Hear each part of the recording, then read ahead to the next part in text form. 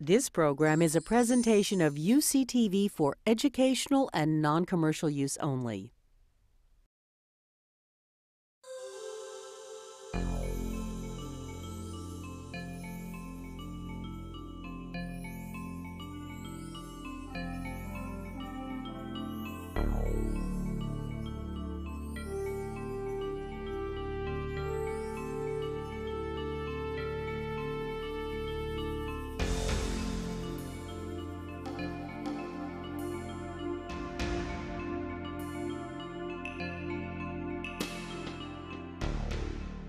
I'd like to thank the organizers for inviting me to speak to you tonight.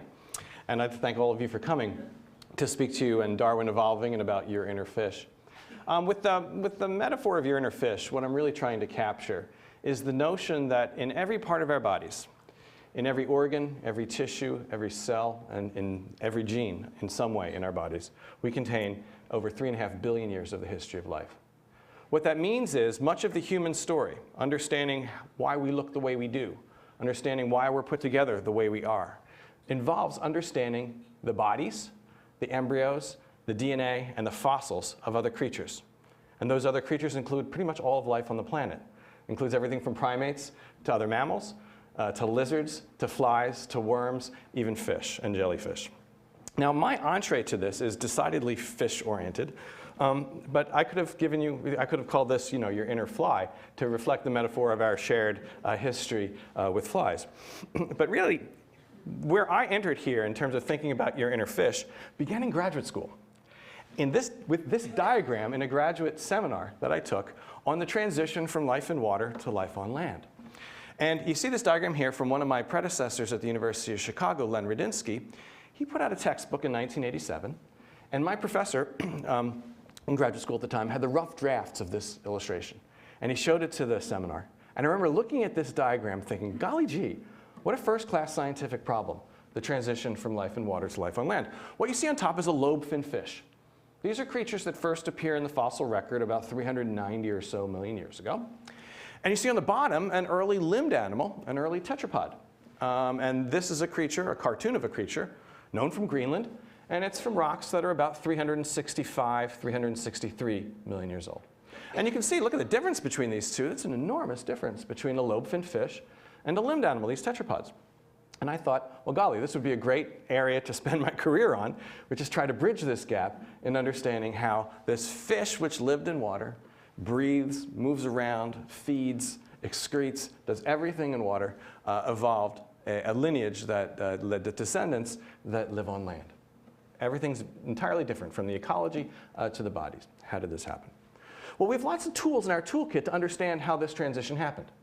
And what I want to give you a sense of is what those tools are. And probably the major tool that I've been spending quite a bit of time on in the last 20 years is finding fossils. That is, we can actually find fossils that bridge this gap.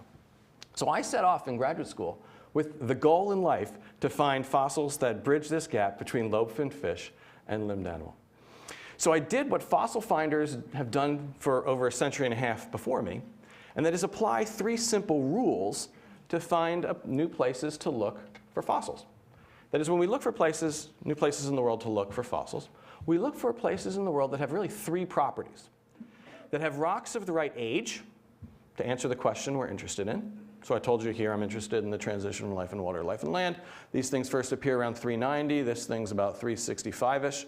Rocks in that window would be perfect. So rocks of the right age. You look for rocks of the right type. Not every rock preserves fossils for lots of reasons, because the rocks may have destroyed those fossils during the process, during the history of those rocks, or the creatures may not have lived in the environment in which the rocks were formed. So as paleontologists, we understand after a while the kinds of rocks and environments, ancient environments, that are most likely to produce critters. And so that's one thing we look for, rocks of the right type. But it does me no good if my wonderful rocks of the right age and the right type are buried 5 miles underground. There's the third variable, is those rocks have to be exposed at the surface for us to have access to. So when you go through the pages of National Geographic, where are the paleontologists typically working?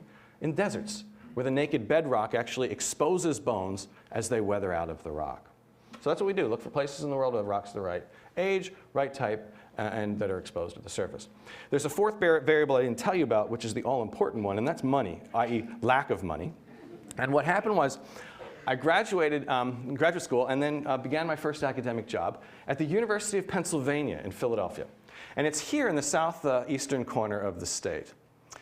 You know, as a new assistant professor, I couldn't really take a whole bunch of risks, and nor did I have one of these giant startup packages that they give junior professors nowadays.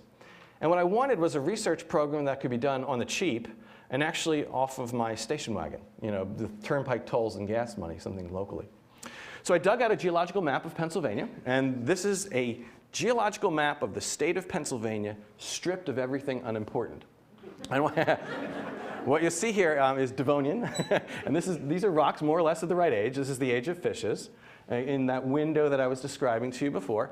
And you can see in this purplish is where Devonian rocks have been mapped in the state of Pennsylvania. So it became clear to me within a 3-hour drive of my university in Philadelphia, I had access to Devonian age rocks. It got better, because when you look at the geological reconstruction of what Pennsylvania looked like 365 million years ago, it's helpful to think that it's very different from what it is today. To think about what Pennsylvania looked like 365 million years ago, get Pittsburgh, Harrisburg, and Philadelphia out of your brain and think Amazon Delta. This is a cartoon of what Pennsylvania looked like at this time period, 365 million years ago. A giant delta system with mountains, highlands to the east, an inland sea to the west, where Pittsburgh and Cleveland are today, and a series of rivers that drain from east, more or less drained from east to west. Now, if you're a paleontologist interested in finding fossils that bridge the gap between life in water and life on land, this is perfect, because you can sample ancient seaways, ancient estuaries, all the way to different parts of the river environments, the fluvial environments. There was another piece of luck, and that is I had a new graduate student who joined me, and this was taken just last year, Ted Deschler, who was a graduate student who joined my lab looking for a PhD thesis.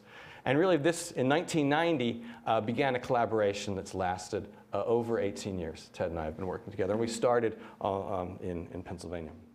So I said Pennsylvania has rocks more or less of the right age, rocks of the right type. There's one big problem for paleontologists, is that Pennsylvania is not a desert. That is, the research program I had with Ted was to follow the Pennsylvania Department of Transportation around as they made new roads. Because the only exposures in Pennsylvania are road cuts, stream cuts, railroad cuts, and so forth. This turns out to be one of our best sites. It's an hour north of State College, Pennsylvania, along Route 120. Here you see a human being for scale, right there. It's a red hill in Pennsylvania, and so the name of this road cut is Red Hill, Pennsylvania. We're not very clever. And what you have is a series of strata. These are the layers here.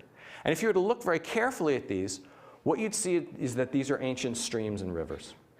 And in fact, each different parts of these would look like you had a stream cut in cross-section, where you'd see the pebbles and cobbles in the center and the fines laterally, and you can actually watch the evolution of these streams and rivers as they meander in this road cut here, in these layers. It's really remarkable geologically.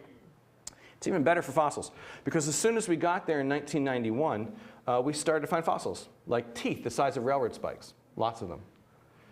Soon thereafter, we started to find jaws of these creatures. This is the front end. These jaws are as long as your arm. This is just the front end here, with teeth as long as your thumb. The whole animals that we were beginning to pull out in bits and pieces were 16-foot long predatory fish. So these giant monsters are coming out of the road cuts in Pennsylvania while trucks are whizzing by, waving to us. But we started to pull out, it was a wonderful sight, because we started to pull out all kinds of other fish. This is a body of a lobe-finned fish. Here you see its scales. This is a squashed head. Okay? It's a neat fish, though, because its external armor is a lot like, it's very shiny. It has like an enamel-like structure. Then, by about 1993, we started to find limb bones of early tetrapods, early limbed animals. And this is one example.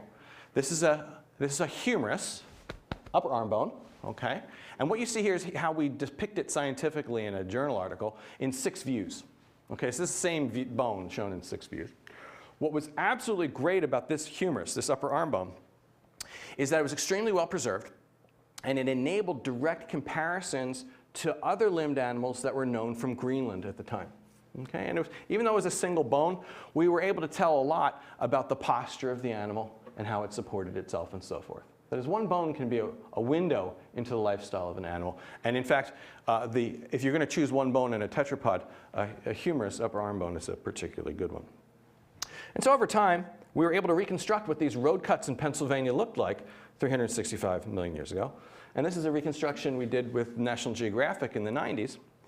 And we're pulling out some of the earliest forests, some trees, this creature known as Archaeopteryx, lots of shrubby kinds of land-living plants. So it's a very rich flora.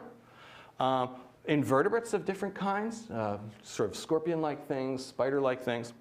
And then in this small, shallow stream, what you have are those monstrous fish I was telling you about before, lots of different kinds of armored fish, and then, as I showed you, bits and pieces of early limbed animals.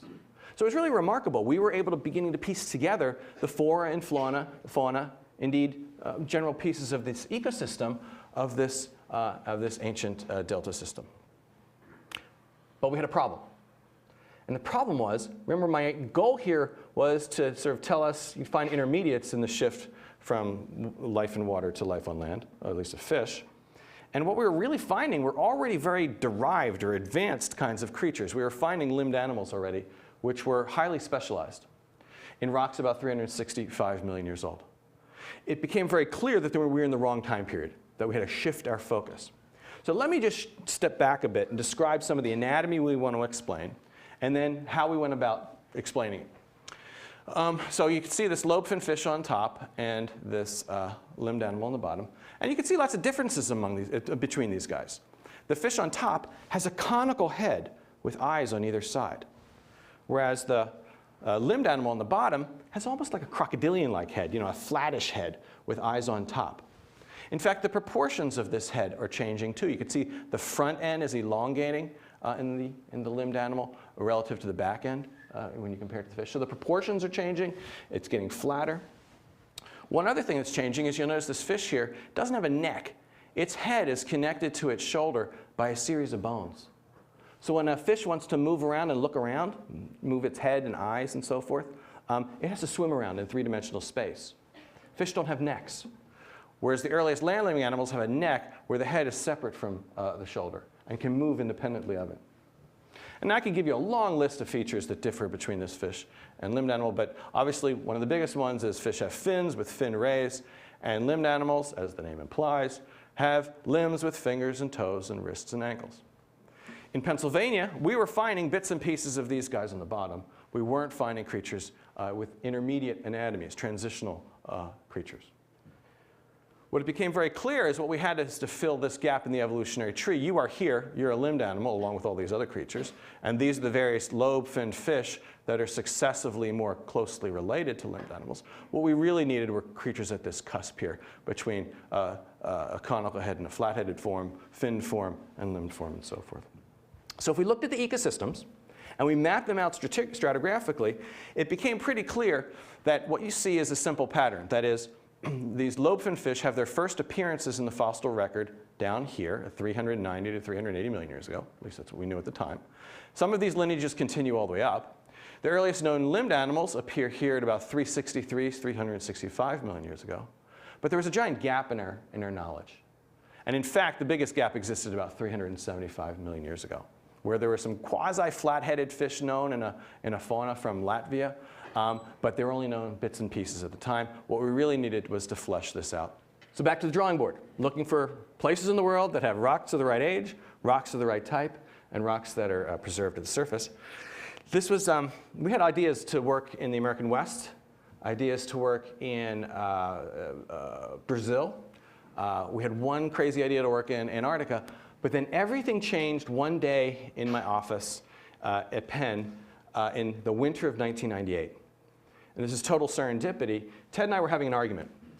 And to settle the argument, I pulled out this, a college geology textbook. This is the book, Evolution of the Earth by Dott and Batten, 2nd edition. It's now in the 8th or 9th edition, something like that.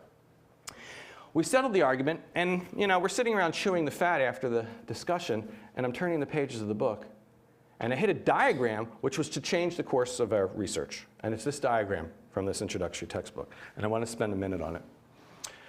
It says Upper Devonian sedimentary facies. These are rocks that are maybe of the right age and maybe of the right type. And what you see here is a map of North America, and the United States.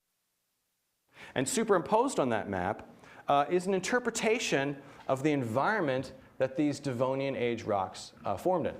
So the legend goes that the western part of North America was an ancient Devonian sea. Yet these authors identified 3 regions that had ancient delta systems back in the Upper Devonian. One of them, and I've shown them in red here, one of them was in the eastern part of the United States. Well, that's what we already knew about. That's the Catskill Project. That's those road cuts I was showing you before. There's this one in East Greenland. Well, that has been well studied since the 20s and 30s. You remember that cartoon I showed you of a limbed vertebrate, a tetrapod? That was a creature that was taken from these Devonian age rocks in East Greenland. But then what stopped us in our tracks, obviously, is where I'm going, as you can see, is this area here, extending 1,500 kilometers east to west across the Canadian Arctic, was mapped as an ancient Devonian delta system, which had another variable which I hadn't told you about, which is really important to me, which was that it was completely unexplored by any of my paleontological colleagues. So it had everything. So this all happened in the winter of 1998. And we set off that in the morning. And we set off that morning to the library. And indulge me as I tell you a little story about how this is all this happened. Let's cut back to the 1800s, in the 1890s. And let's cut back to this, one of the most famous wooden sailing vessels of all time in exploration. This is the Fram, a Norwegian vessel. Fram means forward in Norwegian. It was designed in the 1890s by a guy named Cullen Archer under the orders of Nansen, who was one of the great Arctic explorers. Nansen designed this ship to carry a small crew farthest north. Remember, everyone was trying to get to the North Pole at this time period? Well, Nansen had an idea to sit on this boat and carry the Arctic currents up north. And this boat was designed to withstand great pressures in the Arctic ice. Well, this boat was later, and after the 1890s, by 1920, it was used by Amundsen in his conquest of the South Pole, which was successful. So it was used in a farthest south expedition and a farthest north expedition. But in the interim, around 1899, it took this crew here of hardy Norwegians up to what is now known as the Canadian Arctic. And they overwintered there for 4 years. Okay, now just this crew here, and and this is the leader, Otto Sverdrup, who was a great sailor. I can't imagine there were a whole lot of jokes around the dinner table with Otto Sverdrup at the helm. One of the heroes of our story is the youngest member of this expedition, which was Per Schei. What these guys did is they sailed. Here's Greenland. Here's Ellesmere Island. So the North Pole would be just off the screen here. They overwintered here in these fjords. You see these fjords here in southern Ellesmere Island? They overwintered there. And what they did is, as they overwintered, Schei would get off as the ship's naturalist, get off the boat, and collect stuff, just like Darwin. And he'd collect the rocks and the bugs and the plants. And this is Per Schei here. It turns out Per Schei, in one of these fjords, this is a diagram of the fjord here, and these are his geological maps of the fjord, collected bits and pieces of fossil fish.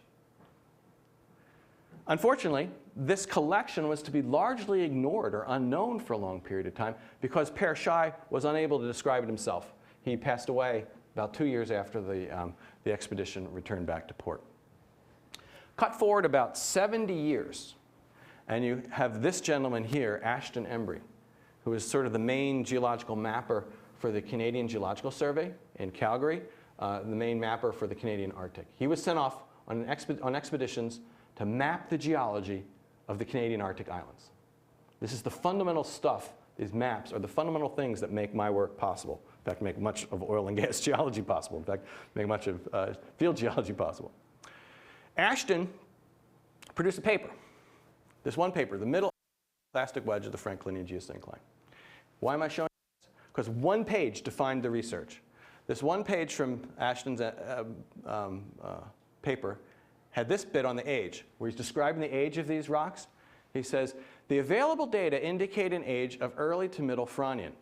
Do you remember the question mark I showed you before? This is the question mark, more or less, in age. Then it got better, and this is what stopped us in our tracks. So when he describes the rocks, he says this formation, which is called the Fromm Formation, is similar to the Catskill Formation of Pennsylvania. So here we had rocks at the question mark, which were similar to our rocks in Pennsylvania. It was perfect. And indeed, in looking at some of Ashton's illustrations, these are the kinds of exposures you love as a paleontologist.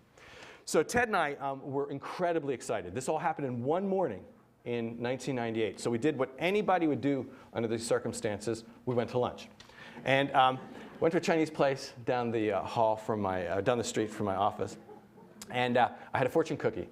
And I opened the fortune cookie and it said, I kid you not, soon you will be at the top of the world. So I was like, okay, we're out of here. So that was, yeah, there was a higher power at work. So to get to Ashton's map, so basically here we are. This is the North Pole here.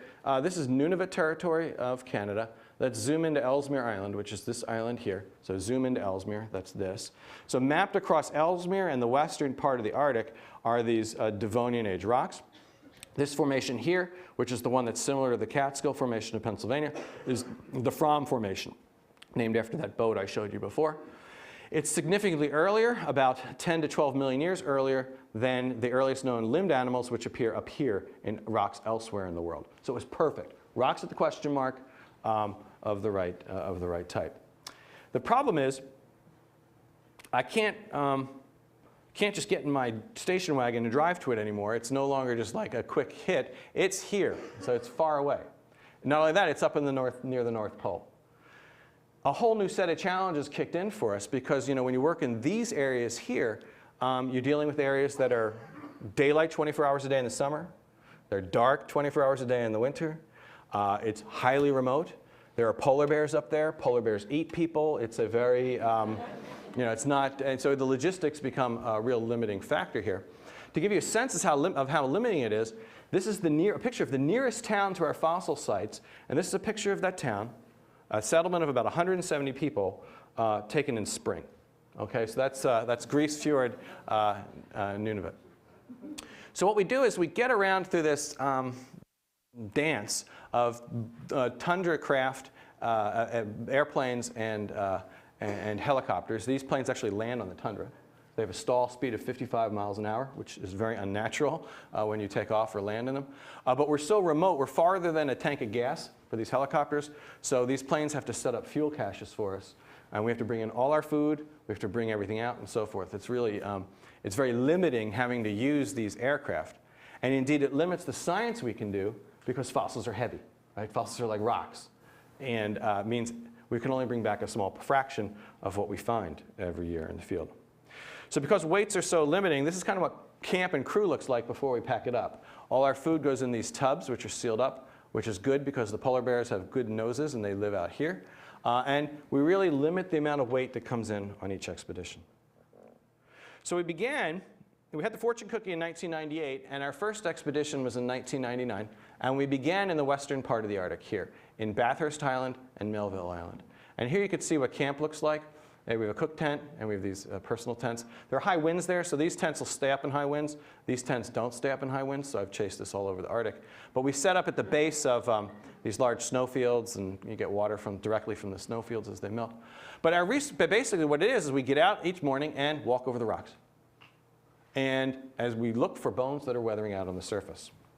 This first year's expedition, 1999, was a bust in a lot of ways. We didn't find what we were looking for. And as we looked at the geology, it became pretty clear we were in deep water sediments, sort of an ancient seaway. And what we had to do was get more into the river systems. So if we use the geological reconstruction, it's pretty clear that we had to go from the ancient oceans to the ancient streams, which meant in this delta system, we had to go east. So east we went to southern Ellesmere Island here. In 2000, that's to this portion here. This is what Ellesmere Island, southern Ellesmere looked like. It's more mountainous, so we were able to have better exposures, actually. They were fresher rocks. And as soon as we moved east, we started to find fossil bones. And we started to find fossil bones of lobe-finned fish. The problem with the Arctic is getting around to shore, you have no perspective. So when anybody comes to first time, you'd say, look across the stream and say, oh yeah, I could hike to the top of that hill there, no problem. There are no trees for perspective. That hill's like 8 to 10 miles away. So yeah, you can do it. It's going to take you pretty much the full day. And also getting around to the Arctic is hard. So just actually learning the Arctic weathering patterns and geology and the ability to walk around was not trivial. Life in the Arctic, you know, this is a tent. We have windstorms that come in, so I build a wind wall around my tent. Because of the polar bear, we have firearms and satellite phones and so forth. So just to give you a sense of what we're looking for and how the work goes, we walk around all day, and then what we look for are trails of bone weathering out on the surface. And I don't know if you can see this in this light here, but everything you see here, see this shiny trail here? See the rock? And there's a trail of shiny pebbles? That's all bone. Okay, and that's what you're looking for, is the trail of bone weathering out of the rock, and you chase it up until you find, you know, that's where it's weathering out of the rock lens and so forth. Dig in and hopefully you'll find a skeleton. And so if you zoom in, this is kind of what it looks like. Here's the sort of the mud, and each of these white things is a bone. And after a while, you get pretty good at pattern recognition of telling the difference between the native rock and the bones. Okay, and in each place, it's subtly different.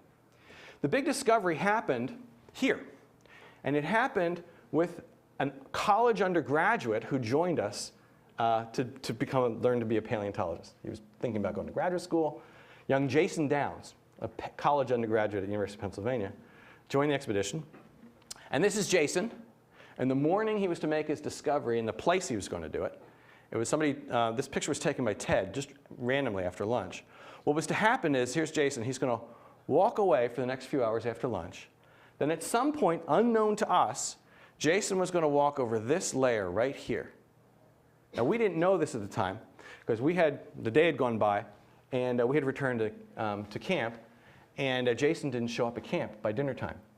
And we all got very worried about Jason, and we were asking, you know, the questions, you know, it's concerning when the youngest crew member is not returning to camp. We usually go out in pairs, and he got separated. But the reason why Jason was late became pretty clear when we heard, you know, footsteps come up. He zip, zip, he enters the tent, and as he entered the tent, he was going through every pocket of his parka and rain pants were filled with fossil bones. And he'd pull them out on the surface of the table. And these are those fossil bones. We took a picture that night. So it turns out that Jason was to walk around later in the day and walk over this layer here. And this layer, which you can't see with this light shining on it, is actually slightly whitish green. And the reason why it's slightly whitish green is because it's a carpet of fish bones weathering out in place that Jason had found. So we saw this in the tent. He had little digital photos of it. And you know, it's daylight 24 hours a day in the Arctic. So we said dinner can wait. You know, we grabbed chocolate bars and, you know, Cliff bars and ran to Jason's site. And this is us at 3 in the morning that night, crawling Jason's site to find the layer where his bones were coming from. It took us a year to find the layer. It was not weather and all kinds of stuff happened. But this is, the layer ultimately, and this is Ted here, we exposed the layer. And as we exposed the layer, that carpet of fish fragments was produced by skeleton after skeleton of fossil fish buried one on top of the other. So that was really fun. We worked it for a while. And this is the hole as it looked in 2006. This is Jason's little site there. But the big discoveries really happened here. And in Jason's site, we were picking rocks away. And my colleague here, Steve Gates, he was a professor at Brown University, picked a rock from right here, pulled it out and said, hey guys, what's this? And as soon as we saw it, we knew we found what we were looking for. And I brought the cast of this thing here. What you see here, here's the rock. And here, do you see there's like a little V? Like a little V here, and there's a little slit there. When we looked at that V, well, you can see there's little teeth in there. Teeth here. It's the snout of a fish, and not just any fish, the snout of a flat-headed fish. So here we had, sticking out of us in these rocks, the snout of a flat-headed fish. Remember I told you, conical head to flat head? Go to the question mark, maybe we'll find a flat-headed fish. Boom, all of a sudden we had a flat-headed fish staring out at us from the rock. And so basically we had to spend the rest of the time roughing this thing out, which Steve did in masterful detail here. Not bring the bone out, we bring it as a sort of encased in rock, still wrapped in plaster. As we did that, this is Farish Jenkins from Harvard here. As underneath Farish, we found another one of these specimens. Then down in lower in the hole, I found another specimen. Over a short period of time, we now had 4 of these flat-headed fish specimens, varying in size from about 4 feet to 9 feet long. And they have to come home on the bottom of a helicopter because they're encased in plaster. So we got these back to the laboratory and opened the plaster. And here's where the preparators take over. In the laboratory, under a microscope, with a needle in a pin vise, the preparators remove the rock grain by grain to expose bones. This particular thing is Steve's specimen. Remember that V I showed you before? This is after 2 months of preparation. Well, this is what it started to look like. You can see, it looks like almost you have the top of a skull. Here you have one orbit, one eye. Here's another one. Started to emerge over itself. Now remember, this is when in south central Pennsylvania, a trial was going on. In Dover, Pennsylvania, where there was, they were suing about intelligent design in the schools. After another 5 months, this is what started to reveal itself. Here you can see you start to have a flat head. Here's one orbit. Here's another orbit. Hey, look, here's a shoulder. Here's another shoulder. Golly, it looks like we have a neck where this head is not connected to the shoulder. It started to reveal itself. So just to show you, here's a lobe-finned fish. Here's an early limbed animal. Here's the new lobe-finned fish that we discovered in Jason's site. This is a creature. This is the front half of the creature. We have much of the back half now of a 4-foot-long specimen. Like a fish, it has scales in its back and fins with fin rays. And there's other features as well, some aspects of the shoulder and things like that. But like an early limbed animal, it has a flat head with eyes on top, elongate front end, short back end, neck. And when we opened up the fin, what did we find? We find bones that correspond to our shoulder, elbow, even portions of our wrists, found at the question mark in time. So it was and in fact, if you were to ask me in 1998 what kind of fish I would expect to find, I would tell you I would expect to find a flat-headed fish with fin rays that has a shoulder, elbow, and a wrist. So this is the creature here, just to show you. Like a lobe-finned fish, it has fins, scales, and primitive jaws. Like an early land animal, it has a bunch of features: wrists, neck, flat head, and ribs. Now, Farish and Ted and I, who were running the expeditions, were given the privilege of naming this thing. When you find a new species, you are given you have to give it a genus and a species name. And what we wanted was the creature to have a name that reflected its Inuit heritage. And so what we engaged in this case was the Inuit Council of Elders, that's these folks here, to come up with a name. And they had two charges here. One was to come up with a name that was meaningful to them and to us. And the second is a name we could pronounce. And, and the name of the committee did not lend a whole lot of confidence that we'd come up with a name we could pronounce. So I was talking to this guy here, and the challenge was coming up with a name that was meaningful. And so I tried to describe what we had. And he said, well, what do you got? So, well, we got a fish. It's in a rock. It's a fossil. They didn't have any concept for fossils. Hunters find fish in the water, not in the rocks. It was one of these things where there was a really disconnect between what we know as geologists and scientists and what their understanding is. Eventually, he got very frustrated with me, and he said, look, just tell me what it is and where it lived. I said, well, it's a large freshwater fish. He says, why don't you say so? You got yourself a Tiktaalik. I said, Tiktaalik, what's that? It's a large freshwater fish in our language. So that's what it was. Now, one of the things about Tiktaalik is we had lots of specimens now, okay, and we can take them apart. And so this is one of the 9-footers. It looks horrible, and in fact, it is horrible, but it's the underside of a skull. You can see it's all beat up. Here's one jaw. Here's another jaw. You're looking at them like this. But it had an appendage in it. We could take the fin rays off, and in the fin rays, we started to find a humerus and a shoulder and so forth. So the preparators took out each bone of the fin in the round. And what we're able to do is to see what the fin looked like. That it had, if you look at your own limb, what do you have in the skeleton? One bone, two bones. So here's a couple wrist joints, a proximal carpal joint, a distal carpal joint, and fingers. Well, here you have parts of that.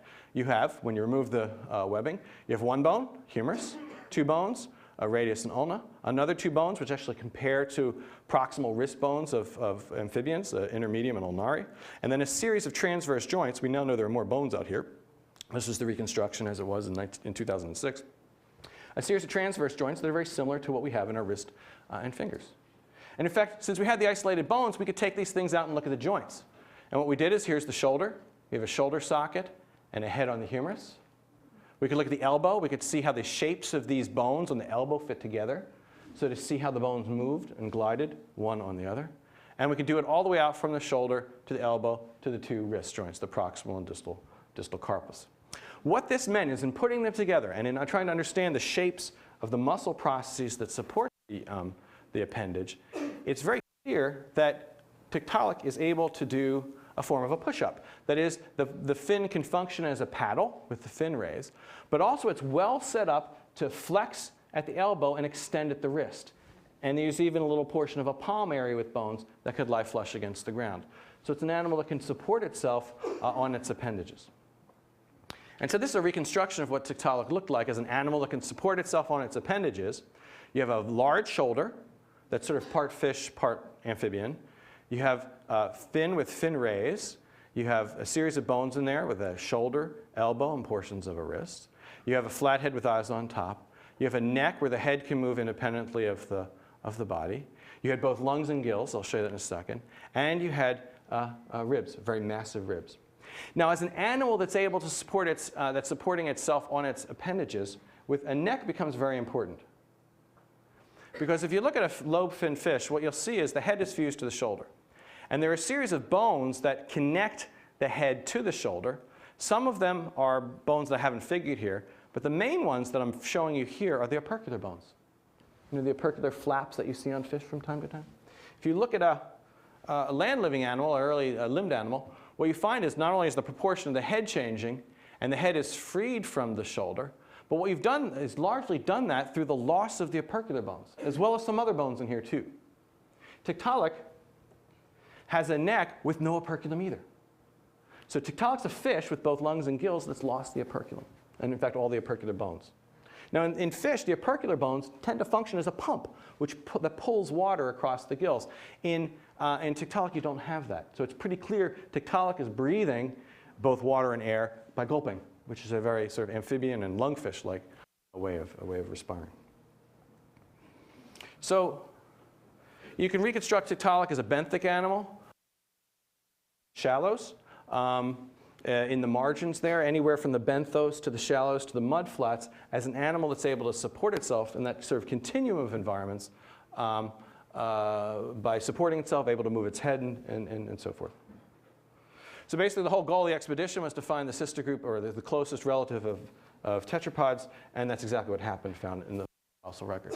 Now, what I want to do is really to sort of think about how we pull all this together, and what does it mean? And how do we link an understanding of fossils with an understanding of the sort of data we can pull from living creatures? What I have here is just to show you some limb bones. And you can see here's a chicken, and here's a chicken wing. You have 1 bone, 2 bones, and fingers. Here's a human, and you can see a human arm, 1 bone, 2 bones, wrist bones, and fingers.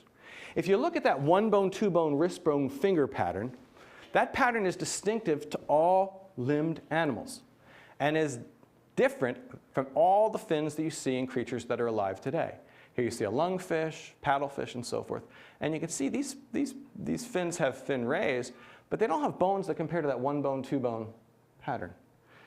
This is where the fossils come into play, because these are the fossils. Some I've talked about. Here's Tiktaalik. Others I haven't. It's really in the fossils you see the establishment of that 1 bone, 2 bone, finger bone pattern with the fin rays. So without them, we really wouldn't know in great detail the context in which these bones evolved. But what this sort of set up was a bit of a puzzle for us. Because the puzzle was, if you look at fish fins, they really don't have bones that look very similar to tetrapod limbs. And indeed, people trying to understand developmental biology in the 1990s, to understand the toolkit of genes that build fins and limbs, really came up with a notion, and I was one of them, that the sort of the DNA recipe that builds fins is very different from the DNA recipe that builds limbs. But the discovery of these fossils really suggests that perhaps the DNA recipe that builds limbs is already established in fins in some way. So basically the idea is that the discovery of fossils sort of forced us to look at the development of fins in a new way. And so let me just tell you what I mean by that. So remember I told you about the pattern of limbs? I'm showing it to you here. Remember that 1 bone, 2 bone, finger bone pattern? Well, I've drawn it here. 1 bone, 2 bones, finger bones pattern.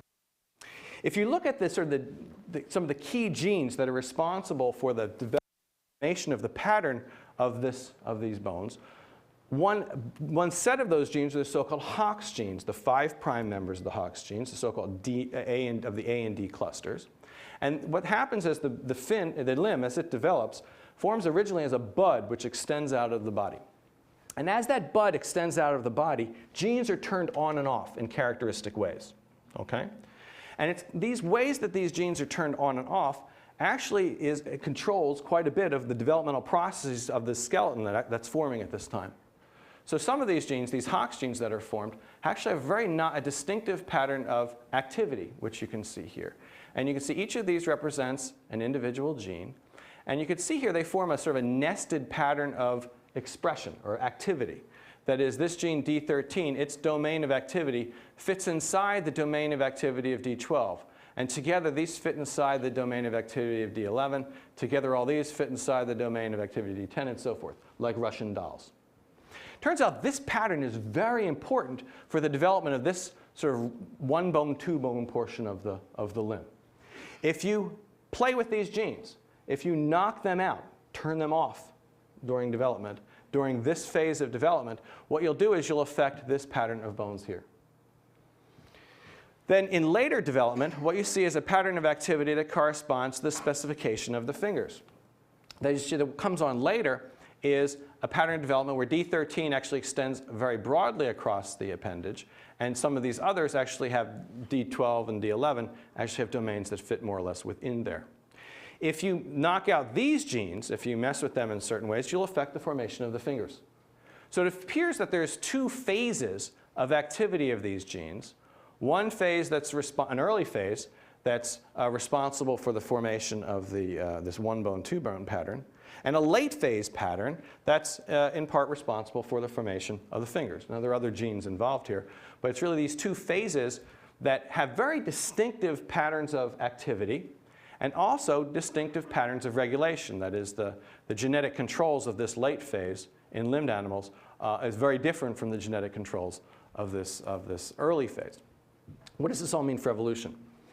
The idea at the time, in the mid-90s, was that you have these two phases of development. And if we look at fish, sort of teleost fish, fin development, the idea was at the time was all they have is this first phase of activity. They don't have this late phase activity. So the hypothesis at the time was that fingers and wrists, their origin is related to the origin of a new late phase pattern of activity. The fossils we're finding, from Tiktaalik to these other creatures which we were discovering at the time, which I'm not talking about, were really telling us that much of the sort of toolkit to build limbs is already present in fish fins. And so the idea that forced us to sort of look at fish fins to search for maybe if we look in the right kind of fish, sort of primitive living fish, if you will, in some ways, maybe they will have this late phase pattern of gene activity in the fins. So what we decided to do was look at some of these fish in development, brought them in the lab, and begin to look at the patterns of activity of these genes I was just showing you. And what we decided to do is look at this fish here, a paddlefish. We could get developmental series of these things. We'd get them from caviar farms in California and in Missouri. And this is the fin here of these creatures. And if we look at their development, what we can see is their fin bud grows out, and we can make little labels to see where these genes are active. And these are these genes, Hox D11, D12, and D13. And see how they form this lovely nested pattern I was telling you about, like the Russian dolls? So they have that early phase of expression. But lo and behold, as we looked at the later patterns of development, what you see is coming on very late, and in the terminal end of the appendage, is a late phase of these, much later actually, late phase of activity of these genes, where D13 actually has a very broad domain of expression, much broader than the other two. So the idea here was that as we look at fish fins, what we see is that they actually have portions of the toolkit that is responsible for the development of fingers and toes. And we really wouldn't have thought about it in the same way unless we had these fossils in the first place, because it was the fossils that led us to really look at the development of fish fins in a different way. Finally, I want to talk about another thing that living fish tell us about, and that's their breathing. If you look at fish that are alive today, they have evolved many different patterns of breathing. They breathe air. In fact, if you look at fish that are alive today, there are at least 375 different species of air-breathing fish. They exist in 49 different families, and there may be 24, probably a whole lot more, cases of a different evolution of air breathing. And when fish evolve air breathing, they evolve the ability to breathe, to gulp air in their mouth. They vascularize their mouth. Common strategy, in fact, very primitive strategy for fish, is lungs. In fact, lungs actually first arose in fish to help them breathe in anoxic water, water that's depleted of oxygen, not to help them live on land. So you see, if you look at the evolution of air breathing, there are many different strategies that fish use to breathe air. Lungs are actually a very primitive one. In fact, look at Tiktaalik and its relatives on this tree. They're actually all the way up here. So lungs evolved well before Tiktaalik and its cousins ever hit the scene. And lungs didn't evolve to enable creatures to live on land. Lungs actually arose to help creatures live in water, and with both gills and lungs to help them breathe and gulp air when the oxygen in the water becomes depleted. Anyway, what I'm basically saying is we can discover fossils that tell us about the intermediate conditions between life in water and life on land. But we can also look at living creatures to get a sense of how their physiologies have evolved to enable this transition to happen, and also look at their genetics to see the conditions that allowed their morphologies to evolve. So basically, the notion of your inner fish is the idea that this transition from life in water to life on land isn't just some esoteric event in the history of life. The transition from life in water to life on land is actually an important event in our own history. That is, when I'm talking about the origin of a neck in a creature like Tiktaalik, this is something that's to become our own neck. When I talk about the origin of a wrist in a creature like Tiktaalik, this is something that over a long period of time is to become our own wrist. So captured in this transition from fish to land-living animal is a piece of our own distant past, when our common ancestor was fish, were fish. Now, when I was working on Tiktaalik and we were digging it out, I was actually teaching human anatomy at the University of Chicago Medical School. And I was trained as an anatomist actually in graduate school, and I thought nothing of teaching human anatomy, other than the amount of work that was involved with it.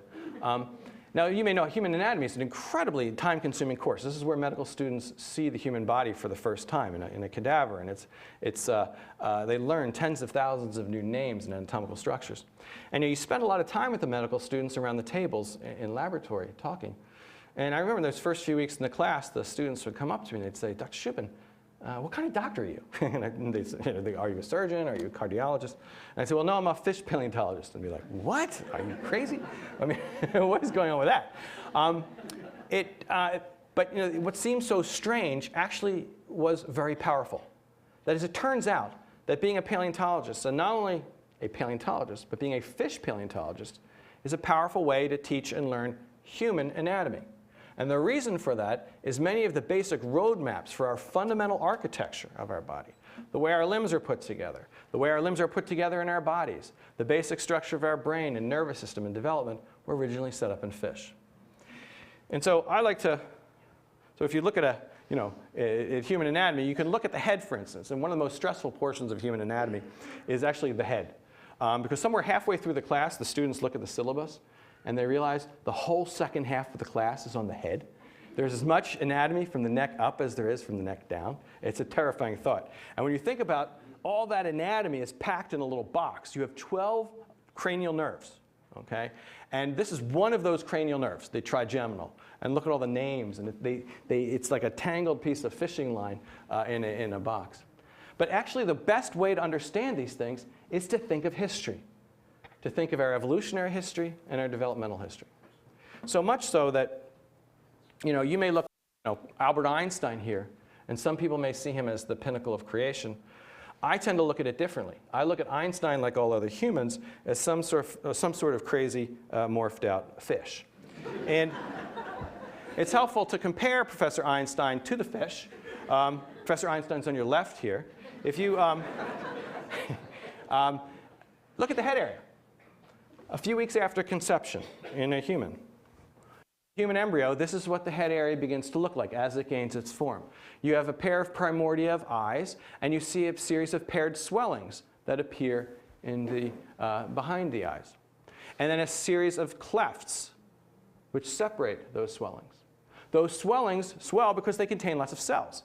Some of those cells are dividing in situ in place, and other cells are actually migrating to those locations.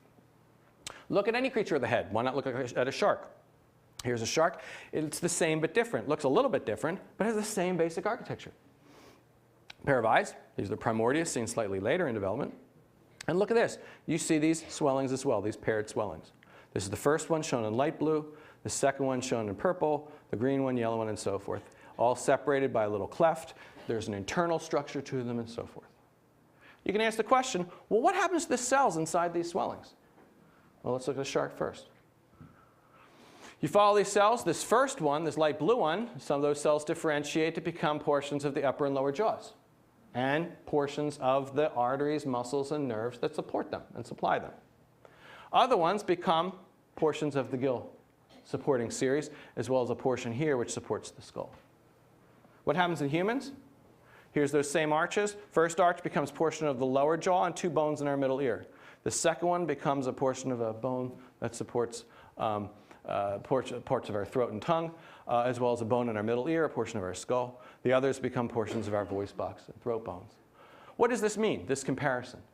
Well, in a developmental sense, this means some of the muscles and nerves and bones I'm using to talk to you with right now, and some of the muscles and nerves and bones you're using to hear me with right now correspond to the gill bones of fish. Now you could say, well, that's just development. But this development makes a specific prediction about what we should see in the fossil record. That is, according to this, I should see the transition from a jawbone to ear bones in the fossil record, and gill bones and a head supporting bone to an ear bone as well. And that's exactly what we see in the fossil record. Here's your three little inside your ear, you have three little ear ossicles. This one here, the stapes, we can follow a transformation from a gill bone in all the way to a bone which supports the back of the skull in creatures like Tiktaalik to the stapes in the ear. That's exactly the transformation you'd expect from development. Likewise, if we look at the fossils, we see a transformation from jaw bones to ear bones. So basically, in your ear contains a small portion of the tree of life, the transition from fish to amphibian, and the transition from reptile-like creatures to mammals. And that's seen in the fossils, that's seen in the development, and what I haven't showed you, it's seen in the DNA recipe that builds your ears and gills of fish. It's a remarkable story, and the beauty of the story is in the way the evidence comes together to support something as crazy as where your ear comes from. Anyway, with that, I'd like to close. You can ask the question, who cares about our connection? It's an important question to always ask. Who cares about our connection, to life on the planet? Who cares? So my ears are like from a shark or whatever. Who cares about, fish fins and human limbs? But, it turns out the importance, working scientists take as entirely trivial, but it's absolutely sublime and profound. If you look at the Nobel Prizes in medicine or physiology in the last 20 years, who have they gone to? What researchers have they gone to? They've gone to people working on flies, sea slugs, yeast, sea urchins. In fact, 2 Nobel Prizes in the last 7 years have gone to 5 people working on Caenorhabditis elegans, a little tiny worm the size of a comma on a piece of paper. Yet that worm is telling us how our cells die, but it's also telling us about how our genes are silenced and how they can be turned off in health and disease. Drug companies are very interested in technologies derived from this little worm. I like to think that as we discover cures to everything that ails us, from Alzheimer's to various cancers, that work will ultimately be derived in some way from yeast, sea urchins, flies, and in some cases, even fish. I can't imagine a more powerful statement about the connection of us to the rest of life on our planet than that. Thank you very much.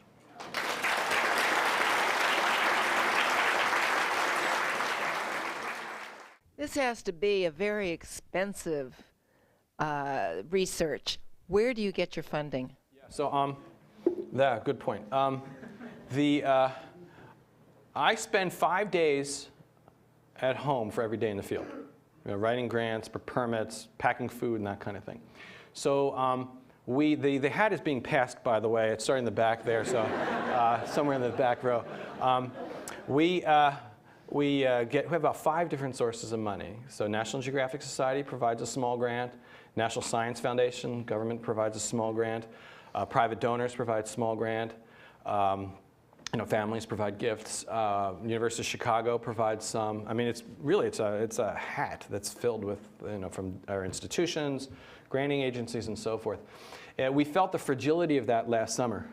When oil prices were high, they're approaching the barrel, $150 a barrel. Turns out, in the interval between when we did our budget requests and when we were to leave for the field, oil had doubled in price and the US dollar had cratered versus the Canadian dollar, so we all of a sudden didn't have enough money. Fortunately, everything righted itself by the time I had to pay the bills. could have been pretty bad. But yeah, I spent a lot of time trying to raise it. It's very expensive. So like a helicopter up there costs $2,500 an hour. And we're easily a 2-hour ride from, 5-hour ride, 2.5 hours each way to the base. You framed much of this work in terms of looking backwards and filling in gaps. But you mentioned in passing the Dover case, and it seems to me that one important lesson from this is the absence of looking forward. That is, there's no teleology in here. All of these adaptations are kludges that are pieced together from things that performed another function in advance. And I wonder how you address the challenge of explaining to people, a lay audience, that what looks to be a miraculous design is in fact a compilation of features that we're doing something completely different in a previous species. Yeah, that's a really good point, because if you look at Tiktaalik, it's a very successful shallow freshwater benthic animal. And it's in that context it's evolving features that would later be used by its descendants for life on land. And so you think that's why when I showed Tiktaalik, it's not looking out of the water to walk on land. It's living its life in the shallows and in the benthos. And it's there where many tetrapod features come about. And in fact, I like to think about it as a tree of life, a tangled bank. Use the Darwinian images of life in these streams brings about many different strategies. And a few of these strategies are ones whose descendants actually lived on land. But we think about the lung as a great example. I mean, so many of these features we think teleologically. Lungs evolved to enable animals to walk on land. Arms and legs evolved to enable animals to walk on land. But the reality is when you look at the fossil record and you look at the living creatures, what you see is lungs and limbs and so many basic pieces of us actually evolved in fish living in aquatic ecosystems, exploiting their own environments. And I think, the key thing here is not thinking of, transformation series, how, the classic cartoons of transformation, but thinking in terms of evolutionary trees. That's the powerful shift, I think. In a recent issue of the National Geographic, there was a very interesting article about the ownership of fossils and legal disputes among the fossil hunters. So who owns your fish? Yeah, there's no legal dispute about this one. This is owned by the Inuit. So yeah, they own everything we find. And everything's going back to Canada in 2 years. Just like the Getty and the Greek sculptures, right? Yeah, there's the reason why I've casted these, so we're casting these things like crazy before they go back. But the deal is they own everything. And so everything's going back to Ottawa, the Canadian Museum of Nature. And they're going to stay there until such time the Inuit have the ability to build a museum in Iqaluit to house this. What's the next question you want answered? Yeah, so the joke is, you found Tiktaalik, you created 2 new gaps in the fossil record. So what we're doing, in fact, last year we returned to the Tiktaalik site, but only for a week to pull out some we knew were there. But we went to Younger Rock to look for Tiktaalik 2.0. A creature that has more, Tiktaalik doesn't have real fingers. I'd like to see a creature with more finger-like structures appearing there. But then my other goal is to go much deeper. And that's what we're starting now, is to look at the origin of jawed vertebrates, which is something that happened much more in much more ancient strata. And so we're looking at Ordovician and Silurian age rocks, way deeper in time. The good news is they're preserved in abundance in the Arctic. The bad news is they're preserved in abundance in the Arctic. Okay, on that note, I think we'll end the evening right there, and thanks Neil again for a great talk. Thank you.